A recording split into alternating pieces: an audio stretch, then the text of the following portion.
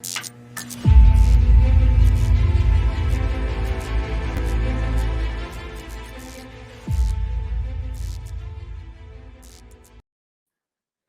bonjour à tous. Donc bienvenue dans le vaisseau Alga pour ce nouveau Talk with Alga. J'accueille avec moi aujourd'hui l'agence MTB et ses deux fiers associés en la personne donc de Mathias et de Thomas. Merci beaucoup de nous faire l'honneur d'être avec nous dans le vaisseau Talk with Alga. On va aborder un thème un petit peu nouveau aujourd'hui.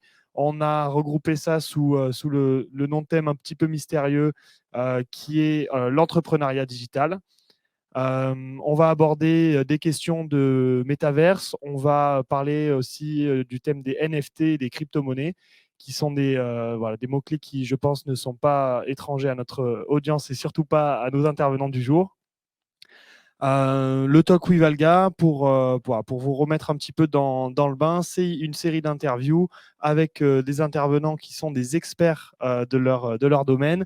On a commencé avec 2 épisodes sur le thème de la cybersécurité et on va passer sur l'entrepreneuriat digital avec aujourd'hui la présence de MTB Agency. On est en live sur Twitch. N'hésitez pas à poser vos questions et on y répondra avec mes invités à la fin du live. On est aussi en live sur Facebook, fait un peu exceptionnel aujourd'hui. Donc n'hésitez pas, pareil sur Facebook, à interagir. On verra si on peut récupérer vos questions en direct aussi. Vous retrouverez le replay bien sûr de cette interview sur YouTube. Et notre objectif final, c'est de sortir une super première saison de podcast Talk with Valga à la fin du mois de juin. Alors, je vais arrêter de monopoliser la parole et je vais demander à mes deux invités, donc Thomas, tout d'abord, de te présenter un petit peu qui tu es, nous dire peut-être 2 mots aussi sur l'agence MTB. Bonjour Alexis, merci de nous recevoir aujourd'hui pour nous mettre en avant, c'est très gentil de ta part. Donc moi je suis Thomas, je suis le cofondateur de la société MTB Agency. Donc MTB Agency, c'est une agence de communication digitale basée sur les réseaux sociaux et on s'occupe de tout ce qui est création de contenu sur les réseaux sociaux, mise en avant des entreprises et des chefs d'entreprise au travers des réseaux sociaux. Et aujourd'hui, on est là pour discuter de qu'est-ce que le digital, l'entrepreneuriat digital et on va dire l'avenir du web qui arrive, on va dire, demain, quoi. Voilà. Merci Thomas pour ces premiers mots. Et donc ton compère, Mathias, un petit mot pour te présenter et ton rôle chez MTB Agency. Bonjour, merci déjà tout d'abord de nous avoir invités sur cette chaîne. On est très fiers et très heureux de pouvoir parler avec vous et de communiquer. Donc moi, c'est Mathias Lambert. Vous avez vu mon associé juste avant, donc qui vous a fait un topo sur notre expertise et les actions qu'on essaye de faire pour les entreprises et les entrepreneurs aujourd'hui. Donc effectivement, voilà, on est une société de marketing digital qui s'occupe à donner de la visibilité, de la compétitivité pour les entreprises sur le marché, bien sûr. Donc effectivement du digital, tout ce qui est réseaux sociaux, les sites internet, le référencement. Et moi, ma partie donc dans cette société va être la partie plus stratégique. Et mon compère Thomas, lui, c'est vraiment tout ce qui va être sur la création de contenu, la production vidéo, qui va servir bien sûr pour moi, pour mes stratégies marketing. Voilà. Alors, super, merci Mathias pour cette introduction. Alors, je vais juste couper le son de mon téléphone puisque je suis vos questions en direct depuis ma poche intérieure. Hop, on va mettre ça en sourdine, sinon ça va être compliqué à suivre. Voilà. Et je vous laisse, bien sûr, je reste attentif. De temps en temps, je regarde vos questions, vos interactions sur le chat. Alors, on va continuer avec une première question. Vous avez évoqué un petit peu, et Thomas, tu l'as dit, le web de demain. Il y a eu des grosses annonces qui ont été faites par le géant Facebook qui est devenu récemment Meta. Qui ont introduit presque ce mot dans le dictionnaire de métaverse que moi j'avais pas du tout entendu avant ces annonces là. Quelles sont pour vous les opportunités que vous voyez dans le métaverse? Alors aujourd'hui, le digital, c'est quelque chose qui est incontournable pour toutes les entreprises. Et on va dire indéniablement, toutes les entreprises vont arriver dans le métaverse et c'est quelque chose qui paraît flou aujourd'hui pour toutes les entreprises. Et nous, en fait, ce qu'on essaie de démocratiser, c'est pourquoi aller vers le métaverse et surtout qu'est-ce que le métaverse, parce que c'est quelque chose qui on n'entendait pas parler, en sachant que de grands groupes comme Google travaillent déjà là-dessus depuis quelques années. Et c'est vrai, en effet, que l'annonce de Facebook qui a changé le nom de son groupe en Meta, aux yeux du grand public qu'est-ce que le métaverse et quelles sont les opportunités qui peuvent arriver avec ça. Donc, en termes d'opportunités, qu'est-ce que le métaverse? Donc, le métaverse, c'est un monde virtuel dans lequel on va interagir avec son propre avatar. Donc, on va pouvoir se déplacer dans ce monde virtuel et pouvoir communiquer entre différentes personnes qui sont à l'autre bout du monde ou peut-être dans la même ville. Et donc, du coup, ça va permettre d'ouvrir des opportunités pour les entreprises aujourd'hui. Je prends juste un exemple tout simple, pouvoir faire une réunion de son équipe avec quelqu'un qui est à l'autre bout du monde. Et aujourd'hui, on peut le faire. Et on l'a vu avec le Covid, tout ce qui est réunion Zoom, Meets, etc. Ouais. Et ça s'est vachement démocratisé. Et en fait, l'avenir, c'est qu'on va plus tard, demain, on va dire, mettre un casque de réalité virtuelle et se retrouver avec nos avatars dans ce monde virtuel pour pouvoir travailler ensemble et peut-être d'autres opportunités. Alors, une petite illustration, peut-être. Il me semble que vous, chez MTB, vous avez fait un premier pas dans le métaverse. Alors, on a peut-être un contenu vidéo pour illustrer ça. Je laisse la régie nous le montrer ou me dire si on passe à la suite.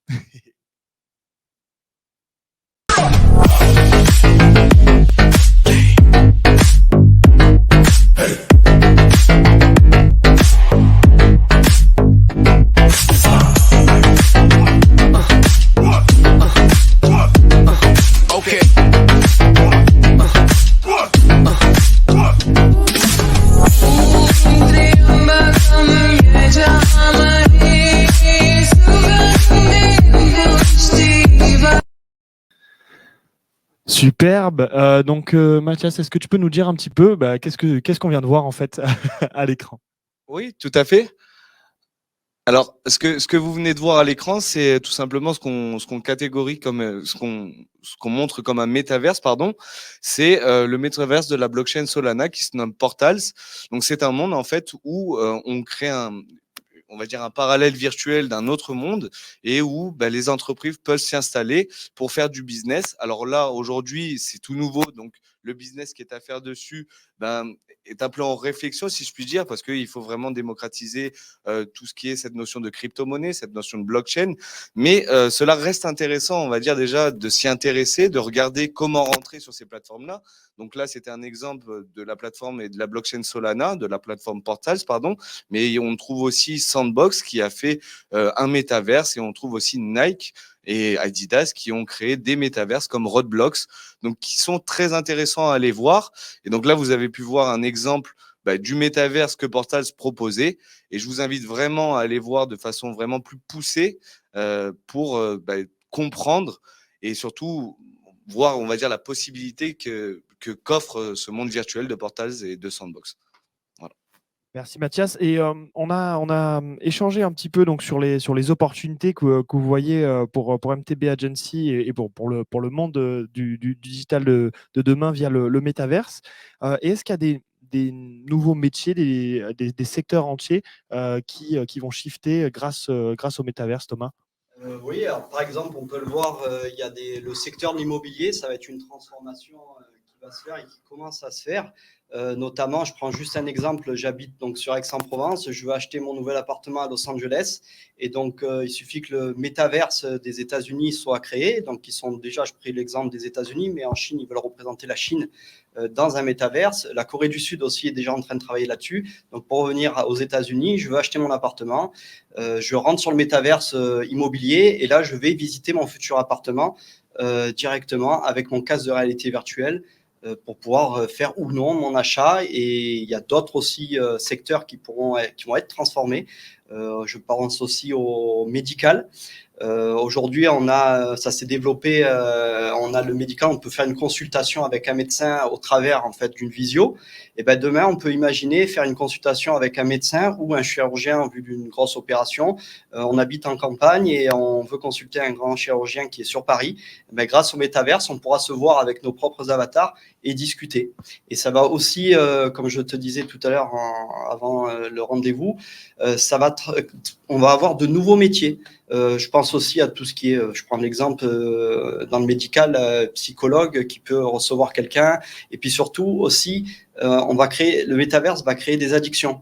Parce que c'est quelque chose de tout nouveau, on ne connaît pas encore, on va dire, sur l'être humain, qu'est-ce que ça va être. On a des gens qui vont devenir accros à ça. Et donc, du coup, ça va lancer, on va dire, un autre système qui va dire, il va falloir qu'on aille chercher comment comprendre le comportement humain là-dedans. Donc, ça va ouvrir des opportunités pour les entreprises, aussi pour la recherche au niveau scientifique. Et après, c'est de comprendre pourquoi on va aller travailler dans un métaverse et quel intérêt pour cette entreprise. Nous, ce qu'on recherche justement, c'est quel intérêt pour une entreprise d'être dans le métaverse. Voilà. Oui, donc ce que vous nous expliquez, en fait, c'est qu'on est en train d'assister à un bouleversement, le même qui a eu lieu quand Internet a été inventé, où on prenait en off tout à l'heure l'exemple du smartphone. Et c'est vrai que tu illustres avec les addictions au smartphone. Vous avez un exemple en gros plan de ce live. C'est quelque chose qui n'existait pas avant le smartphone et qui maintenant est bien réel. Exactement, c'est-à-dire qu'aujourd'hui, tu prends l'exemple d'hier avec Internet qui est arrivé, les smartphones qui sont arrivés. On prend l'exemple de nos parents qui connaissaient le téléphone, on va dire, à fil. Nous, on est arrivé avec le smartphone, et c'est vrai qu'il faut prendre le pas de ce métaverse parce qu'il faut se dire que c'est l'avenir, c'est le web 3.0. Et c'est pour l'entreprise comprendre l'objectif et surtout sauter le pas et y aller. Nous, on a pris le pari avec Mathias, on a cette réflexion depuis la création de l'entreprise depuis 2 ans, depuis octobre 2019, donc ça va faire presque 3 ans, et on se penche sur la question depuis un moment parce qu'on en entend parler, et on a dit on va rechercher les opportunités que ça peut avoir pour une entreprise. Et comme nous faisons de la publicité sur les réseaux sociaux pour aider les entreprises à se démarquer, créer du chiffre d'affaires, donc du coup, on essaie de comprendre quel mécanisme, la transformation du marketing sur, on va dire, les métaverses, comment on va pouvoir faire de la publicité, vendre des espaces publicitaires et attirer en fait des grands groupes ou d'autres entreprises qui veulent s'intégrer là-dedans. Voilà. Ok, je vois bien l'objectif de MTB Agency face au métaverse. Est-ce qu'il y a d'autres exemples un petit peu reconnus d'entreprises, Mathias peut-être, qui se sont lancées et que vous estimez qui ont réussi leur lancement dans le métaverse?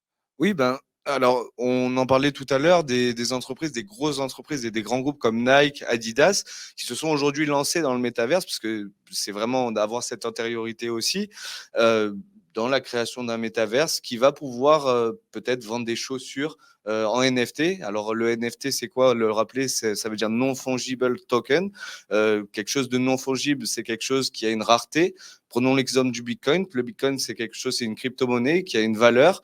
Et là, à contrario, le NFT aura sa propre valeur. On pourra la mettre, par exemple, à un prix, je ne sais pas, moi, par exemple, à un prix de 2 000 €, tandis que la crypto-monnaie et le Bitcoin, c'est une technologie qui ne bougera pas. Une crypto-monnaie, un Bitcoin a une valeur, et donc cette crypto-monnaie, cette valeur ne changera pas. À contrario, effectivement, des NFT qui, là, vont changer parce qu'on peut avoir une œuvre qui coûte des millions d'euros et vraiment avoir cette notion de rareté.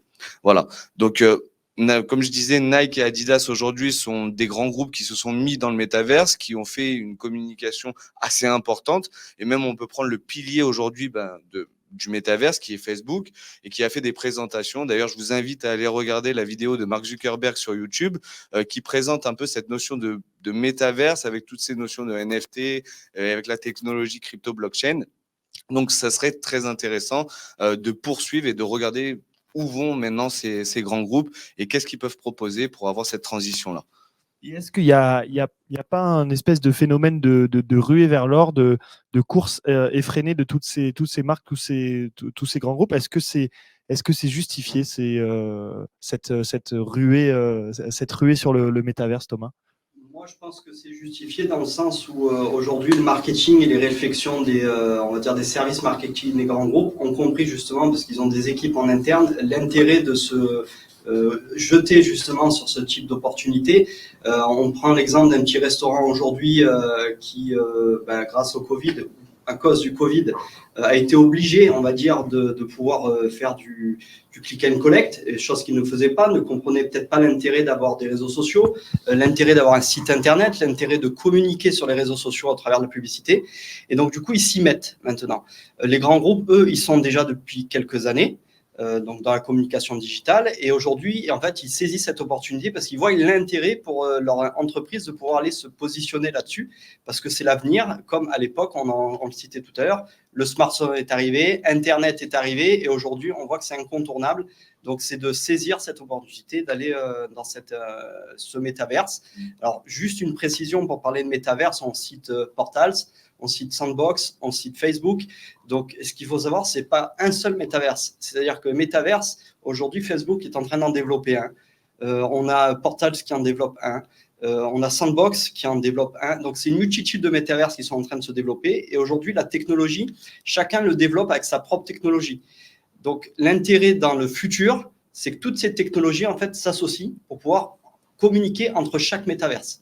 Donc, je prends l'exemple, on va dire le métaverse de Facebook. Aujourd'hui, Facebook, c'est un réseau social de rencontres, de partage, où il y a de la publicité. Demain, peut-être, elle va le communiquer avec Sandbox, qui est son propre métaverse. Et du coup, on pourra faire des placements publicitaires qu'on fait aujourd'hui sur Facebook, sur Sandbox, à moins que Sandbox développe ses propres systèmes de publicité. Voilà. Donc, c'est juste de préciser que voilà, il y a une multitude de métaverses, il va y en avoir, et après, la technologie va venir s'adapter pour pouvoir fusionner tous ces métaverses. Ouais, avec l'objectif donc de relier tous ces mondes et de faire un seul et unique métaverse, ce qui n'est pas encore le cas aujourd'hui, parce on est aux prémices finalement de cette nouvelle technologie.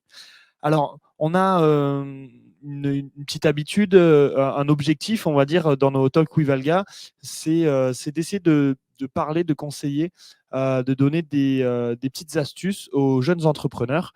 Et là, l'astuce que je vais vous demander, c'est quelle attitude on doit adopter quand on est comme moi, par exemple, jeune entrepreneur, et qu'on a ce sujet du métaverse qui revient dans notre quotidien. Quelle attitude on doit avoir, d'après vous? On commence avec Mathias. Alors, pour moi, l'attitude très importante et surtout à adopter, c'est vraiment une attitude de compréhension, de bien comprendre le marché, de bien s'y intéresser, de pas faire n'importe quoi, parce qu'aujourd'hui, comme on disait, hein, tout ce qui sort, c'est vraiment, vu que c'est nouveau, il y a un peu de tout. Mais vraiment, c'est de bien se concentrer sur cette technologie qui est une technologie nouvelle, pardon, au final, mais de regarder tous les points de vue et comment aujourd'hui on peut monétiser quelque chose dans le métaverse. Donc vraiment regarder les points de vue sécuritaires, comprendre le marché, comprendre la technologie et aujourd'hui s'entourer, on va dire, d'une équipe qui pourrait avoir des qualités comme des graffeurs 3D qui aujourd'hui, pour moi, à mon sens, sont un métier qui est un peu mis de côté et avec cette arrivée du Web 3.0 va mettre en avant ce genre d'expertise. Et donc, c'est très intéressant de vraiment bien regarder et d'être focalisé sur comment le marché, comment il marche. Ensuite, pourquoi s'insérer sur le marché et quelle est la différence et surtout quel projet on peut apporter dans ce marché au final. Donc vraiment une attitude de curiosité dans un premier temps, et chercher à comprendre un peu le fonctionnement, le mécanisme. Quelque chose à rajouter sur le sujet, Thomas? Moi, je partirais, on va dire, on a parlé réflexion entrepreneuriale, mais je parlerai surtout dans la réflexion en tant qu'étudiant. C'est-à-dire qu'aujourd'hui, c'est des métiers qui n'existaient pas il y a 20 ans. Je prends mon exemple, à l'époque, le digital, je parais jeune, mais voilà, j'approche de la quarantaine. C'est quelque chose qui a existé, Internet était là, mais je n'avais pas toutes ces opportunités de formation qu'on pouvait faire, comme Mathias a fait une licence web marketing, bachelor. Ça n'existait pas à mon époque. Et donc aujourd'hui, c'est quelque chose qui existe. On a ces études-là. Et je pense que c'est surtout de s'intéresser à ces nouveaux métiers. Alors, on parlait de blockchain, donc tout ce qui est cybersécurité, finance décentralisée, donc pour aller faire la jonction avec la crypto-monnaie. Les graffeurs, donc tout ce qui est graphiste, on va dire aujourd'hui en 2D. Je posais des questions parce que du coup, on est en plein là-dedans, à des graphistes qui me disent je ne suis pas encore dans le 3D. Alors, on a déjà des personnes qui sont dans le 3D, mais disent, mais je vais adapter, on va dire, mon niveau de formation pour aller dans ce milieu. Donc, il y a déjà cette réflexion-là. Donc, dans les nouveaux métiers, je pense que voilà, c'est des métiers de demain qui existent, mais qui, on va dire, se démocratisent au fur et à mesure et qui auront une place très importante dans ce monde virtuel qui est en train de se développer. Donc, voilà. Complètement. Il y a deux sujets aussi que vous avez mis tout à l'heure en off dans la discussion sur la table. C'est alors, dans l'attitude à adopter, être très vigilant. Parce que quand il s'agit du web, on n'est pas à l'abri voilà, des personnes malveillantes, des tentatives de phishing, de hack, etc. Et un métier du coup qui est émergent et qui va aller encore plus loin, c'est tous les métiers de la cybersécurité qu'on évoquait tout à l'heure. On va faire un petit focus, si vous voulez bien, sur les crypto-monnaies et sur éventuellement les opportunités qu'on doit ou qu'on ne doit pas peut-être y voir en tant qu'entrepreneur. Mathias ? Alors, pour parler un petit peu plus personnellement, du coup, c'est vrai qu'avec mon associé, on s'est mis à regarder, on va dire, cette notion de crypto-monnaie, à commencer à avoir ce qu'on appelle un wallet, donc un portefeuille digital. Et ensuite, alors vraiment, quand on parle de crypto-monnaie, il faut savoir que vu que c'est nouveau, c'est un monde qu'on peut s'intéresser, c'est une technologie qu'on peut s'intéresser. Il faut faire très attention, comme le disait Alexis, au niveau de la sécurité, parce qu'on a vu tellement de personnes qui se sont fait voler leur crypto-monnaie alors qu'ils avaient un wallet, alors qu'ils pensaient être sécurisés. Mais bon, faut faire très attention. C'est pour ça qu'aujourd'hui, il y a on va dire, plein d'outils comme des clés Ledger qui peuvent sécuriser vos crypto-monnaies. Alors, moi, au niveau de la crypto-monnaie, je donnerais juste un conseil. Vraiment bien regarder le projet en lui-même, regarder les personnes qu'il y a derrière. Ça, c'est totalement visible parce que du coup, la notion de blockchain et la notion de ce projet de crypto-monnaie doit être totalement transparent vis-à-vis, on va dire, du prospect qui va venir voir cette technologie. Donc, vraiment bien regarder le projet et faites très attention. Il faut savoir que quand on investit dans la crypto-monnaie, c'est quand il y avait aujourd'hui des traders, c'est vraiment cet argent-là doit être investi, mais on doit être conscient que cet argent peut disparaître du jour au lendemain. Donc c'est pour ça qu'il faut faire très attention, il faut bien se renseigner et surtout bien regarder. Et je prends l'exemple de certaines crypto-monnaies, si vous voulez, comme l'Ethereum, comme le Polygon Matic, comme le Mana, où vous pouvez aller voir déjà rien que ces crypto-monnaies, la technologie qui est utilisée, la blockchain à laquelle c'est référencé et vraiment tout le processus du projet pour comprendre déjà et peut-être investir si ça vous parle, si ça vous intéresse. Voilà. Après, moi, c'est vraiment ma vision des choses. Vraiment bien regarder les projets, faites attention, sécurisez-vous. Et voilà, et pensez que si vous mettez de l'argent dans la crypto-monnaie, c'est de l'argent que vous pouvez très bien perdre. Donc ça, il faut en être conscient. Merci Mathias pour cet avis. Et Thomas, peut-être un complément sur les opportunités, les enjeux que peut avoir la crypto-monnaie pour les entreprises.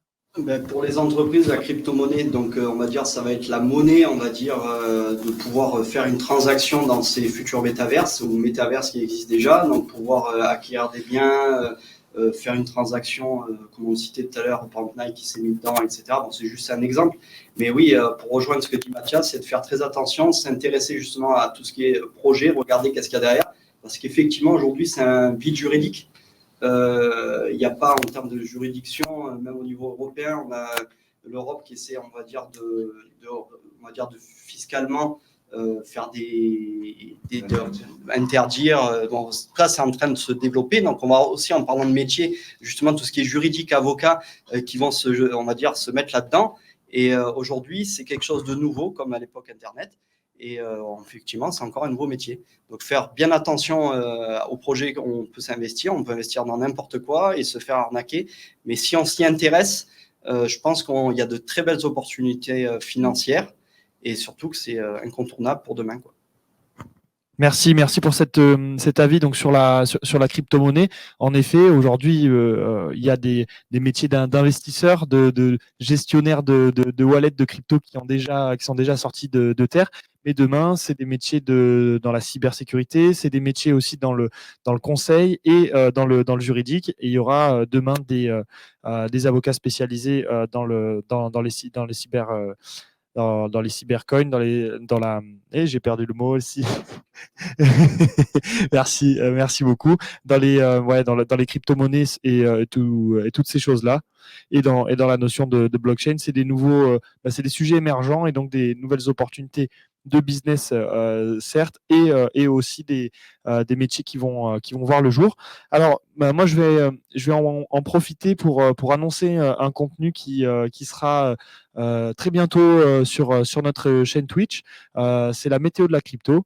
On va avoir avec nous un spécialiste une fois par mois sur la chaîne Alga TV pour vous parler un petit peu de crypto-monnaie, et on profitera du prochain Talk with Alga pour vous le présenter et vous annoncer plus en détail le contenu de ce nouveau type de live qui sera météo de la crypto. Alors, je vais prendre quelques minutes peut-être pour regarder les questions qu'on peut avoir dans le chat. Si tant est que nos internautes ne soient pas en pleine digestion. Alors, merci à tous. Donc, pour l'instant, sur Twitch, j'ai pas de questions. Je vais remercier tranquillement les intervenants. Si jamais il y a des questions qui tombent, voilà, qui vous viennent à l'esprit, n'hésitez pas. De toute façon, on est amené, je pense, à se revoir avec Thomas et Mathias sur la chaîne, peut-être pour aller plus loin dans le sujet, ou pour parler s'il y a des actus sur le métaverse qui tombent, pour refaire un talk, que ça soit dans notre saison 1 ou que ça soit sur la saison 2. Je pense que vous serez amené à les revoir. En tout cas, c'était un plaisir de vous accueillir Merci. sur le plateau. Merci à vous deux, les gars, d'avoir partagé cette interview. Et donc, comme je disais, vous retrouverez le replay sur YouTube, et puis ensuite une version podcast disponible sur toutes les plateformes. Merci encore à nos intervenants, à l'équipe technique qui nous accompagne. À la réalisation, vous avez donc Thomas Mauve, au son Adèle Arzali. Toute la communication est gérée par Ryan Oudgoual, et tout ce qui est visuel et graphisme, c'était Axel Renaud. Merci à tous et à très bientôt sur le vaisseau Talk with Valga.